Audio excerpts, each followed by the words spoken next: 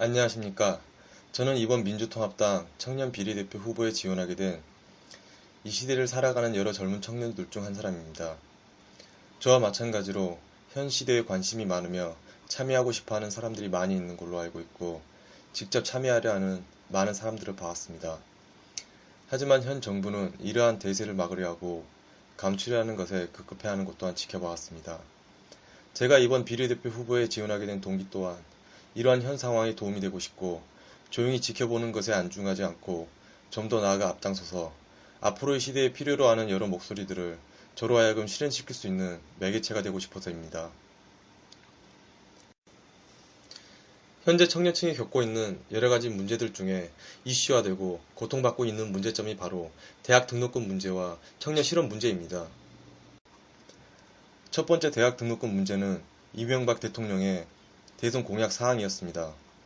지난 몇 년간 우리나라의 대학 등록금 상승률은 소비자 물가 상승률의 2배에 육박하는 것으로 나타났고 이에 대한 마땅한 해결책이 없다는 이유로 지금까지 대학생들과 학부모들에게 그 고통을 방치하고 있습니다.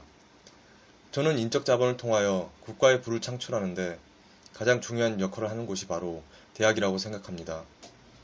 현 국민의 90%가 반값 등록금을 지지하는 상황에서 정부는 서민들이 원하는 확실한 대책 마련이 아닌 최소한의 절충을 보려고만 하는 것 같습니다.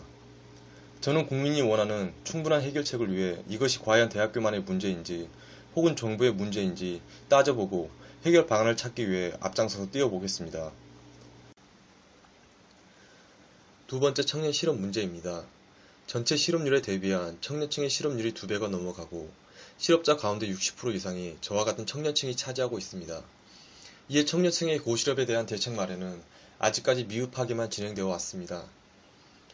대졸자들이 주로 취업하기를 원하는 30대 대기업 혹은 공기업 등 괜찮은 일자리가 구조조정과 기업의 경영 합리화 등의 많은 여파로 줄어들고 있으며 이와 반대로 해마다 대학 설립은 높아지고 대학 진학률 또한 높아져 대졸 청년 인력 공급은 폭발적으로 증가하는 추세입니다.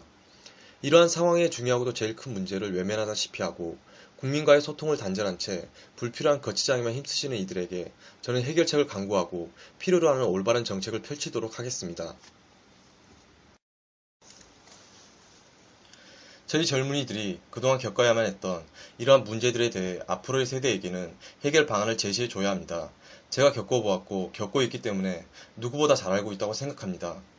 이 밖에도 국민의 의사를 존중하지 않는 4대강 사업, 한미 FTA 날치기나 남북관계를 악화시키는 천안함 사건, 선거조작 디도스 사건 등 이러한 잘못된 현상들을 야기시키거나 방조 내지 조작하는 현 권력에 배부른 사람들이 하는 정치가 얼마나 무서운가를 그동안 잘 봐왔습니다.